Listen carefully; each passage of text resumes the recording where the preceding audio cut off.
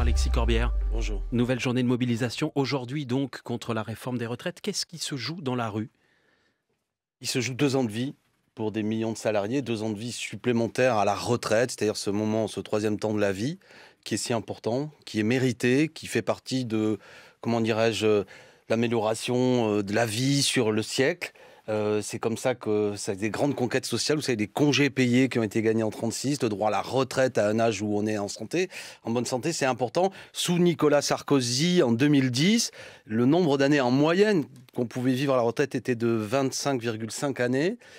Aujourd'hui, c'est 24 ans. Et si cette réforme était en application, des études nous disent que ça pourrait être 23 ans. C'est-à-dire le temps qu'on a en moyenne dans ce troisième temps de vie. Donc ça vaut le coup de gagner, parce que là-dessus, c'est quoi? C'est pour les seniors, comme on dit aujourd'hui, s'occuper des petits-enfants. Pour ceux qui sont maires de petites communes, donner du temps à l'action civique, être responsable d'associations, de clubs sportifs. On a besoin de ça. Et il n'y a aucune raison de se les faire voler, parce que économiquement, aujourd'hui, financièrement, on a les moyens de garder cette situation, voire même de l'améliorer, parce qu'avec mes amis, je suis même favorable à la retraite à 60 ans. Vous appelez à la grève ou vous appelez au blocage du pays? J'appelle au soutien des actions proposées par l'intersyndicale. Je ne me prends pas pour ce que je ne suis pas. Je suis un dirigeant ou un responsable politique de la France Insoumise. Donc pas de blocage des raffineries ou des dépôts comme c'est le cas par exemple? Ça, si les organisations syndicales et les salariés le décident, ça fait partie... C'est pas l'intersyndicale, le blocage des raffineries, c'est la CGT non, mais uniquement. si les salariés le décident, ça fait partie de la lutte. Ce que je veux dire... Non mais attendez, je vais être franc du collier. Il va de soi, moi, avant d'être député, je suis prof. Quand je me mettais en grève, les parents étaient évidemment embêté par le fait que j'étais en grève. La grève n'est pas là pour faciliter la vie, au contraire, elle est cette expression que finalement, ceux qui travaillent sont tout, et quand ils cessent de travailler, d'un seul coup, on s'aperçoit que la machine s'arrête. Alors, ceux qui prennent des transports en commun sont embêtés, ceux qui mettent leurs enfants à l'école sont embêtés, etc. On peut, bien sûr, c'est une longue suite de petits tracas, mais qui démontrent quoi? Que sans les travailleuses et les travailleurs, finalement, rien n'est possible. Mais parfois, ça va plus loin, Alexis Corbière. Allons-y. Est-ce que vous... Allons-y, oui. Non, mais allons-y. Est-ce que vous soutenez les actions illégales, par exemple, comme celle de couper le courant à des élus de la majorité favorables à la réforme? Je suis pour rendre des actions populaires, convaincantes, attractives. Je trouve plus efficace, parce qu'on est aujourd'hui dans un moment de bataille aussi médiatique. Ne le prenez pas mal, mais la manière dont vous allez rapporter quelque chose aura son importance. C'est-à-dire qu'il faut être populaire. Je trouve plus intéressant de couper, enfin du moins de rendre gratuite l'électricité à des petits boulangers aujourd'hui qui ont des factures élevées, où d'un seul coup on se dit tiens, ça peut apporter quelque chose et c'est un signe amical, plutôt qu'immédiatement avoir des actions qui sont utilisées pour dire regardez, ce ne sont que des brutes qui se mobilisent. Le thème de la brutalité des grévistes a toujours été un thème utilisé par souvent les puissants. Mais enfin, elle est parfois créditée par ce que dit par exemple Mathilde Panot, qui est la présidente de votre groupe à l'Assemblée nationale. Elle dit il peut y avoir des actions illégales, mais morales. Ça veut dire quoi? C'est-à-dire que, par exemple, rendre l'électricité gratuite à un boulanger qui a des factures, c'est illégal, mais c'est moral. Voilà ce que j'ai à dire. De la même façon que, par exemple, quand les Robins des Bois de la CGT... Attendez, laissez-moi terminer, c'est ce que je veux dire. Au bout d'un moment, il y a une chose qui est une forme de désobéissance civile ou civique qui est morale. Ce qui est moral aujourd'hui, c'est de rendre la lutte populaire, de donner à des femmes et des hommes peut-être qui ne sont pas encore totalement mobilisés le goût de venir nous rejoindre. Parce que ces quelques semaines de mobilisation, peut-être même de perte de salaire, eh bien, ça permettra de gagner 2 ans de vie à la retraite. Ça vaut le coup. Donc vous avez compris mon propos. Je ne condamnerai jamais des gens qui luttent. Parce que ceux qui vivent sont ceux qui luttent, comme disait Victor Hugo. Voilà. Moi, je ne jette pas la pierre à des salariés mobilisés. Maintenant, je dis, si vous trouvez que leur colère est excessive, essayez de comprendre d'où elle vient, pas seulement de s'arrêter à ça. Ce qui suscite une forte colère dans le pays, voire une indignation ultra majoritaire, c'est le fait que les gens sont déjà en situation difficile, voient des richesses qui s'accumulent, on va sans doute en parler, et on demande aux salariés de faire toujours plus d'efforts. Cela suffit. Alexis Corbière, un membre de votre parti, Aurélien Saint-Toul, qui est député insoumis des Hauts-de-Seine, veut faire évoluer la loi pour permettre, par exemple, aux voyageurs de ne pas payer leurs billets les jours de grève. Est-ce que vous y êtes favorable, vous aussi? La gratuité des billets les jours de grève. J'avoue que les jours de grève, souvent, c'est un peu gratuit, quoi. Enfin, je veux dire, tout le monde passe, etc. Pour ceux qui ont des trains, c'est pas la même chose. Ouais. De dire les contrôleurs ou les cheminots continuent à travailler, mais rendent le train gratuit pour pénaliser l'entreprise, plutôt que les clients ou les usagers. Il faut rendre des actions populaires. Pardonnez-moi, je ne sais même pas très bien ce que cela signifie concrètement, donc l'idée est peut-être intéressante. Ça va dans le sens de ce que vous disiez tout à l'heure. l'heure. Oui, voilà. C'est pour ça que je rembaye le train. C'est-à-dire que tout ce qui rend la lutte favorable, c'est-à-dire qu'il a popularise, qui fait que les gens se disent tiens, on est mobilisé, ça n'est pas que des petits désagréments, mais c'est quelque chose qui est joyeux. Et la légalité dans tout ça? Mais la légalité, madame, c'est la moralité. Vous en avez à tout dire tout à l'heure. Ce qui est moral, c'est de défendre une vie plus juste. Ce qui est moral, c'est de défendre le partage. Ce qui est républicain, c'est de dire que nous ne pourrons faire une société que si nous vivons tous bien et pas une accumulation d'inégalités. Donc à partir de là, il y a des moments, et nous y sommes, de, comment dirais-je, de légères tensions, avec l'utilisation du droit de manifester, avec l'utilisation du droit de grève, et avec l'action ouvrière, j'ai envie de dire, pour faire entendre sa puissance. Et moi, je serai toujours du côté de ceux qui se mobilisent pour faire respecter leurs droits, même si ça passe momentanément par éventuellement une grève, un élément un peu de blocage et une démonstration populaire pour faire comprendre la lutte. Ce même député insoumis Aurélien Saint-Toul dit qu'il faudrait faire la même chose peut-être dans les supermarchés, c'est-à-dire les jours de grève, on ne paye pas à la caisse.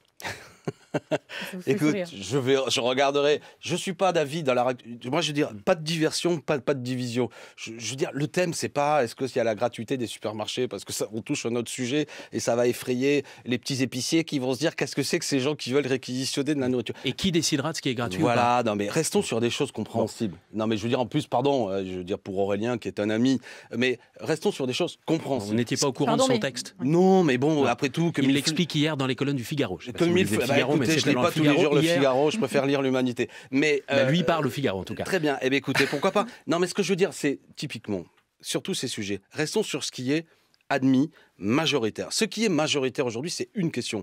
Non au projet de loi de retraite à 64 ans. 93% des actifs sont défavorables. 68% à 70% des Français sont défavorables. Plus le gouvernement dit qu'il fait de la pédagogie, j'aime pas ce mot parce que c'est la science de la transmission aux enfants, et nous ne sommes pas des enfants, nous sommes des adultes. Mais plus il s'exprime, plus l'opinion se dit mais pourquoi on devrait être pénalisé 2 ans de plus? Pourquoi les femmes qui ont des carrières hachées, 40% des femmes qui n'arrivent pas... On va entrer dans, dans la réforme. C'est ça qui m'intéresse, d'avoir, comment dirais-je, des propositions d'action qui rendent l'action de plus en plus large. Parce que notre force, c'est notre nombre. On va parler de l'examen du texte à l'Assemblée puisqu'il a débuté hier en commission, qu'il arrivera dans quelques jours dans l'hémicycle. Le fil info tout d'abord, 8h40, Maureen Sfignard. Combien de personnes seront dans la rue aujourd'hui pour dire leur opposition à la réforme des retraites voulue par le gouvernement? Les syndicats espèrent faire mieux que le 19 janvier dernier.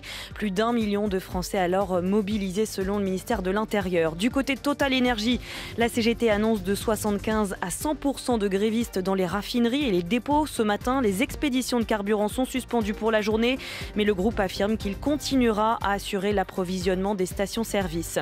28 pages en forme de réquisitoire. Noël Le Graët n'a plus la légitimité nécessaire pour administrer le foot français, conclut le rapport provisoire de l'audit du ministère des Sports. Le patron de la FFF est en retrait depuis le 11 janvier dernier. Il est accusé notamment de harcèlement moral et sexuel. La première phase d'inscription à la billetterie des Jeux Olympiques de Paris 2024 se clôture à 18h. Plus de 3 millions de personnes se sont déjà inscrites. Un tirage au sort va ensuite permettre aux élus d'acheter des places. Les ventes pour les billets à l'unité débuteront au mois de mai. France Info. Le 8-30 France Info, Salia Braquia, Marc Fauvel. Toujours avec Alexis Corbière, vice-président du groupe La France Insoumise à l'Assemblée nationale. On le disait tout à l'heure, le texte de la réforme est examiné depuis hier en commission à l'Assemblée. Puis ce sera la semaine prochaine dans l'hémicycle. 7000 amendements déposés en tout, 6000 par la NUPES, dont 3300 déposés par les seuls insoumis. Ça s'appelle de l'obstruction parlementaire ? Non.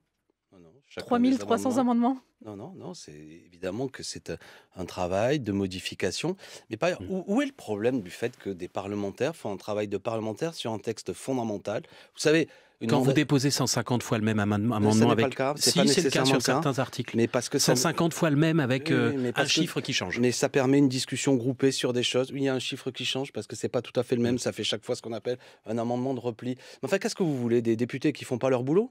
Qu'est-ce que c'est qu'on devrait faire? Non, mais si on compare aux autres formations politiques... Non, mais quel est le problème du point de vue des citoyens du fait que cette discussion prend du temps? Quel est le problème? Dites-moi. Est-ce que c'est pas le rôle du Parlement que de faire entendre sa légitimité et son droit? Oui, mais pas les virgules. Qui c'est qui fait de l'obstruction? Qui c'est qui veut piétiner le Parlement? C'est le gouvernement.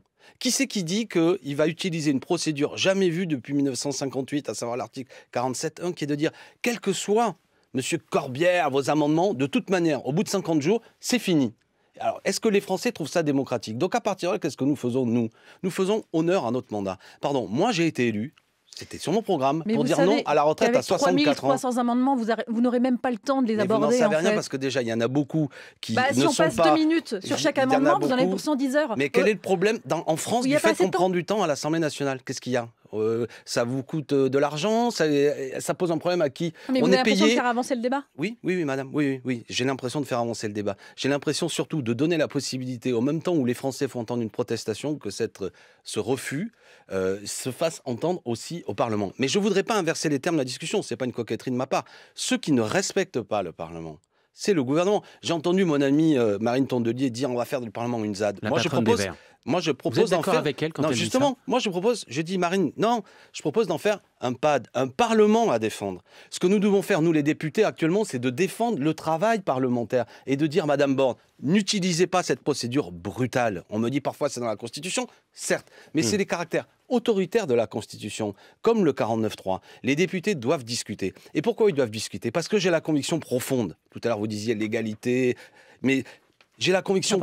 Oui, bien sûr, mais j'ai la conviction profonde que majoritairement notre pays est contre. Et moi qui suis républicain, j'ai du mal à me regarder dans une glace à l'idée que comme député, je ne vais pas agir pour que le Parlement soit l'expression de cette profonde colère ultra-majoritaire qui monte dans le pays contre la retraite à 64 ans. Donc honneur à mon mandat et honneur à tous ceux qui font le travail de dépôt d'amendements. J'observe d'ailleurs qu'au passage, puisqu'on cite des noms, le Rassemblement national, lui, c'est 74 amendements. Il en dépose même moins que Renaissance, que les macronistes. C'est dire comment ils ne veulent pas faire de l'Assemblée nationale un lieu de bagarre pour défendre la retraite. Gérald Darmanin dit qu'avec cette tactique, Gérald Darmanin, ministre de l'Intérieur, qu'avec cette tactique, vous allez bordéliser le pays. Vous lui avez répondu sur Twitter, je vous cite, Darmanin, c'est Michel Sardouille. Ça veut dire quoi? Alors, déjà parce que moi, c'est une blague, j'aime Michel Sardou, et il y a un personnage caricatural qui s'appelle Michel Sardouille, qui a une chanson qui me fait rire, c'est un pastiche, qui dit au boulot les feignasses, à la maison les pétasses, etc., qui caricature les traits les plus réels. Ça, c'est Darmanin. De Sardou. Et Darmanin, j'ai trouvé que dans cette interview du Parisien, maintenant on va en parler, en gros, ce qui m'intéresse, alors je prends 2 secondes, c'est le prof d'histoire cette fois-ci qui vous parle, c'est qu'il y a une thématique qui monte, et je l'ai même entendu hier en commission des affaires sociales de la part des députés Renaissance, qui consiste à dire en gros, la gauche, la FI, vous instituez une culture de la paresse dans le pays, et ce serait même le problème auquel aujourd'hui le pays serait confronté. Il n'y a pas que la droite qui dit ça. Attendez, laissez-moi terminer, je vois ce que vous allez me dire, mais moi d'abord... Fabien Roussel. Non, mais attendez. Premièrement, attention, parce que cette thématique qui consiste à dire que les organisations syndicales, la gauche, c'est la paresse, c'est une vieille thématique qu'on a connue en France, en particulier dans les années 30, de l'extrême droite et de la droite, notamment de l'Action française, contre le gouvernement de Front Populaire, qui accusait Léo Lagrange, sous-secrétaire d'État au loisir, d'être le ministère de la paresse. Alors, Fabien juste Roussel, de la le même patron des façon- communistes, quand il dit gauche du travail, gauche des allocs, il n'est pas d'extrême droite. D'accord, non mais là c'est un autre sujet. Oui. Je parle du thème de la paresse. Gauche Fabien de Roussel travail, n'a gauche des jamais allocs. dit que la gauche et les syndicats font passer une culture de la paresse dans ce pays. Ce que je veux dire, c'est attention, Alexis ne mordez Corbière, pas le trait juste parce que... soyons précis. Non, je termine. Il y a des permanences de l'histoire. Ceux qui, aujourd'hui, à droite et à l'extrême droite, considèrent que c'est la faute à la gauche s'il y a une culture de la paresse, reprennent des thématiques qui étaient celles de l'extrême droite des années 30, voire même du maréchal Pétain en 40. J'assume mes propos à ce micro, qui a dit que c'est l'esprit de jouissance du Front Populaire qui a amené la défaite. Donc arrêtons de déconner, je le dis à ce micro. De la même façon, quand M. Darmanin me parle comme ça, qu'il a dit que nous serions même la gauche, paresse et bobo, je lui ai répondu hier, notamment en commission, que vis-à-vis du patronat, c'est la droite, caresse et cadeau toujours, parce que 156 milliards d'euros donnés aux patrons sans aucune contrepartie sociale, toujours ils sont choyés, par contre les travailleurs doivent bosser plus. Nous sommes la gauche du travail. La valeur travail, ça passe par un bon salaire. La valeur travail, ça passe par défendre les acquis sociaux et le droit à la retraite. Le reste, c'est du baratin. Gérald Darmanin, dans son interview au Parisien aujourd'hui en France, fait bien la différence entre les syndicats et vous, la France Insoumise, et le droit à la paresse. Pardon, mais c'est Sandrine Rousseau elle-même d'Europe Écologie Les Verts qui en a parlé. Elle en a parlé même dans le 8-30. Oui, mais attendez, premièrement, Sandrine Rousseau n'est pas la dirigeante de la France Insoumise, elle n'est même pas adhérente de la France Insoumise. Elle est membre de la NUPES. Deuxièmement, le débat philosophique qu'introduit Sandrine Rousseau, qui fait un clin d'œil à un ouvrage, on est de bon matin, mais qui a été écrit en 1883 par Paul Lafargue quand il était en prison, qui est une réflexion philosophique à une époque où les travailleurs bossaient 12 heures par jour, les enfants travaillaient, il n'y avait pas de droit au congé. Mais elle en parle aujourd'hui. Non, et qui a dit qu'il fallait peut-être imaginer une société dans laquelle l'homme n'était pas qu'une bête de somme. C'est intéressant comme réflexion sur le fait que comment, et d'un seul coup, parce que une fois qu'on s'échauffe, il y a des arguments économiques sur la question de la retraite, mais un argument anthropologique, philosophique. Vous, Madame Braquilla, votre vie n'est pas que votre travail, même si vous avez sans doute la chance, enfin je vous connais peu, mais de vous réaliser dans votre travail. Mais pour beaucoup de gens, ils ont aussi envie Ils aiment leur travail, mais ils ont aussi envie d'avoir un temps de loisir, un temps d'action qui n'est pas que marchandisé. C'est intéressant comme discussion. On est la 5e ou 6e puissance mondiale. On n'a jamais eu autant de richesses accumulées entre les mains de quelques-uns. Est-ce qu'on ne peut pas avoir seulement une... Parce que, comprenez-moi, quand le gouvernement utilise le PLFSS, c'est-à-dire un projet de loi finance pour parler retraite, moi je dis que ça devrait être un projet de loi affaires sociales, parce que nous parlons société, nous ne parlons pas économie. Alexis nous parlons Corbière, de comment nous voulons vivre collectivement. Je voudrais essayer de comprendre la position des Insoumis lors de l'examen du texte la semaine prochaine et dans les semaines qui vont suivre à l'Assemblée nationale. Si le gouvernement, par exemple, dit on s'est trompé sur les femmes, par exemple, le fait qu'elles vont être perdantes avec le report de l'âge de départ à 64 ans, le bénéfice des trimestres gagnés grâce à la maternité n'a pas été assez bien jaugé, on revoit le dispositif. Si le gouvernement améliore un point ou des points de la réforme, est-ce que vous les voterez? Non mais si, et puis si ma tante en avait, ce serait mon oncle comme disait l'autre. Non mais pardon, Pensez pas que c'est assez important pour les femmes qui nous écoutent et même accessoirement j'entends les bien. hommes? Non mais j'entends bien. Madame Borne a commencé la discussion en disant 64 ans, ce n'est pas négociable. Je laisse de côté volontairement la question des 64 ans. Ce qui n'est pas négociable, non mais j'entends bien, mais c'est une manière de vous répondre. Ce qui n'est pas négociable, désormais, c'est ce texte. L'ensemble, quelles que soient les améliorations. Donc je n'accepterai pas l'idée de toute manière, quand même nous mènerons la bataille. S'il y a un geste sur les carrières longues et les 44 ans de cotisation, vous ne voterez pas. Contrairement à ce que vous... Non mais cette fois-ci, je vous réponds encore plus en détail. Et pardon un peu de la trivialité à laquelle je vous ai répondu. Mais ce que je veux dire, c'est que, bien sûr, nos amendements il y a des amendements de repli, sont des amendements d'amélioration de telle ou telle chose. Maintenant, sur le fond, qu'est-ce que c'est que... Et c'est pour ça que Mme Borne se perd dans ses raisonnements. Ce qu'ils veulent imposer à tout le monde, c'est 2 ans de plus de travail. Ce avec quoi je suis en radical désaccord, c'est 2 ans de travail supplémentaire pour tous. Voilà pourquoi je suis pour le retrait de ce texte. C'est une manière de vous répondre. Donc, les Insoumis... C'est une manière, mais qui n'est pas complète. Si un pardon, amendement je serais qui n'est contre pas ce de texte. votre camp vous semble aller dans le bon sens, ça peut arriver. Oui, vous ne le je voterez vous ai pas. répondu pour l'instant. Vous ne je le voterez je pas. ne les connais. Mais me dites pas comme ça. Je n'en ai vu aucun amendement dont vous êtes en train de me décrire. Donc Non, mais ne me si ça vient demandez de pas. chez vous, 3300 amendements, c'est pour faire améliorer le texte. Retournez plutôt la question. Lorsque, je sais pas, j'ai vu tout à l'heure dans les couloirs M. Maillard ou un député de Renaissance. S'il y a un bon amendement, c'est plus intéressant comme discussion. S'il y a un bon amendement socialiste, communiste, insoumis, est-ce que vous le voterez? Parce que moi, hier, j'ai passé ma journée en commission jusqu'à minuit. Je n'ai pas vu un seul amendement Renaissance qui va dans le sens de ce que vous dites. C'est la raison pour laquelle je suis franc du collier. Vous savez, je ne veux pas mentir. Je dis à Mme Borne, moi, je suis pour que vous retiriez votre texte. Point final. Parce que vous ne me ferez pas le coup, c'est l'expression que je prenais la dernière fois, c'est pas parce que je vous annonce que je vais vous torturer, mais qu'après la torture, je vous ferai un quart d'heure de massage, que je vais dire, il y aura quand même un quart d'heure de massage. Donc acceptons 2 ans de plus de torture. D'accord? Donc tout ça, ce sont des combines, parce qu'ils sont face à une protestation tellement forte qu'ils cherchent quand même à dire il y a tel ou tel point d'amélioration. Non, il y a 2 ans ferme pour tout le monde. Rien ne le justifie, ni juste ni justifié. Et je dis à tout le monde, mobilisons-nous parce que vous allez voir, la puissance du peuple va les faire réfléchir et va créer une ambiance de travail différente. Alexis Corbière, invité de France Info, 8h51. Maureen Suignard pour le Fil Info. Le ministre de l'économie Bruno Le Maire loue les capacités de résistance exceptionnelles des entreprises et des salariés français, et cela après le Covid et face à la crise énergétique. L'INSEE indique ce matin que la croissance française est de 2,6% en 2022. Il s'agit de la 2e journée d'action interprofessionnelle contre la réforme des retraites. Des perturbations nombreuses aujourd'hui dans les transports, du côté de l'éducation nationale également, et dans le secteur de l'énergie. La mobilisation chez EDF a provoqué la nuit dernière une baisse de la production, l'équivalent de 3 réacteurs nucléaires, mais sans causer de coupure selon l'entreprise. La France et l'Australie vont fournir au moins 1 millier d'obus à l'Ukraine, mais Paris réfléchit toujours concernant l'envoi d'avions de combat. Rien n'est interdit par principe, dit Emmanuel Macron, alors que les États-Unis annoncent qu'ils ne franchiront pas ce cap. Il veut rester aux États-Unis. Jair Bolsonaro, l'ancien président d'extrême droite du Brésil, demande un visa de 6 mois supplémentaires. Il est arrivé dans le pays 2 jours avant l'investiture de Lula en janvier, avec un visa délivré aux dirigeants en visite. France Info. Le 8-30 France Info, Salia Braquia, Marc Fauvel. Toujours avec Alexis Corbière, député de Seine-Saint-Denis et vice-président du groupe La France Insoumise à l'Assemblée. Il y a le gros dossier des retraites, mais en parallèle arrive celui de l'immigration. Le projet de loi va être présenté demain en Conseil des ministres. Est-ce que la gauche doit voter la création d'un titre séjour métier en tension proposé par le gouvernement ?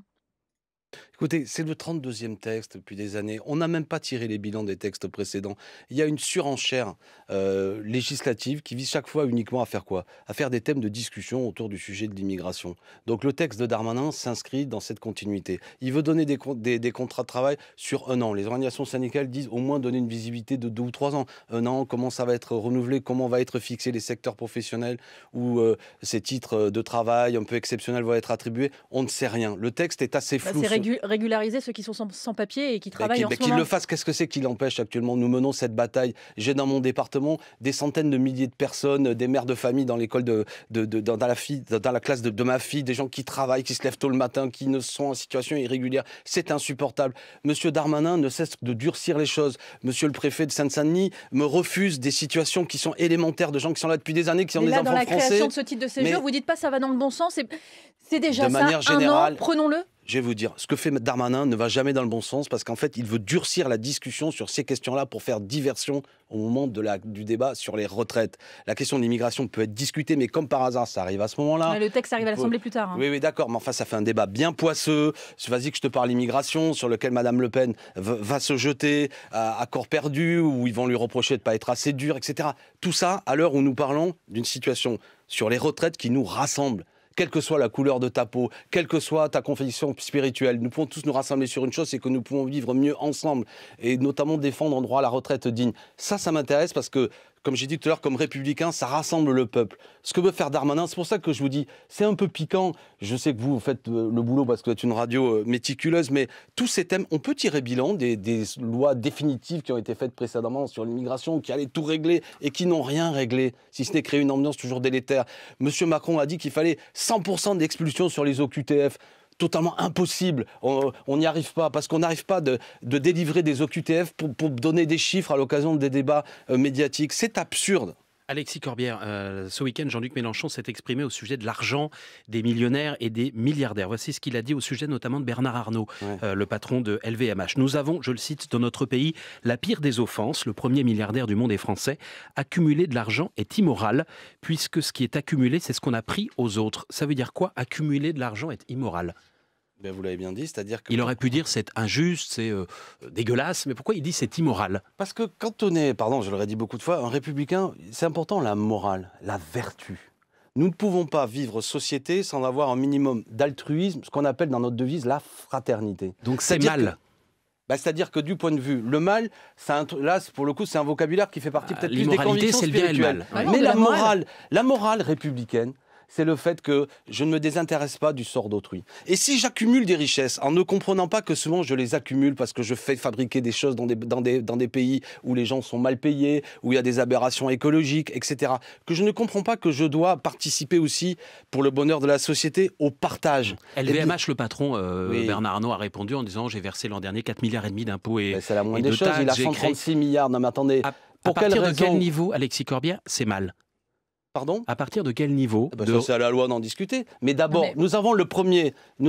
Attendez, vous ne voyez pas. Pardon, Alexis Corbière, vous parlez de moralité, après vous parlez de loi, après de légalité, on ne comprend pas. La moralité, elle diffère selon les gens. Par exemple, dans une entreprise, ne peut-on pas fixer pas d'écart supérieur de 1 à 20 sur les salaires, par exemple? Mais c'est quoi? C'est sur le thème de la justice ou de la moralité alors? Sur le thème du fait que vous savez, le bonheur de le but de toute société, c'est une devise de 1793, c'est le bonheur commun. Et que je vois qu'il y a quand même un petit lien entre le fait que dans ce pays, il y a 10 millions de gens qui vivent sous le seuil de pauvreté et qu'il y a une minorité de gens aujourd'hui qui accumulent des richesses insolentes. Je vais vous dire des choses. Aujourd'hui, il y a, à travers la planète, parce que le problème est planétaire, les 1% les plus riches ont capté près de 2 tiers des richesses mondiales. Bernard Arnault, lui, il a une fortune de 179 milliards d'euros, ce qui correspond, selon l'organisme Oxfam, à la fortune de 20 millions de Français. Quand on arrive dans un pays en 2023, où une personne possède autant que 20 millions de gens, je dis qu'on n'est plus en République. Et donc, Jean-Luc, comme moi, Mélenchon, qui considère que,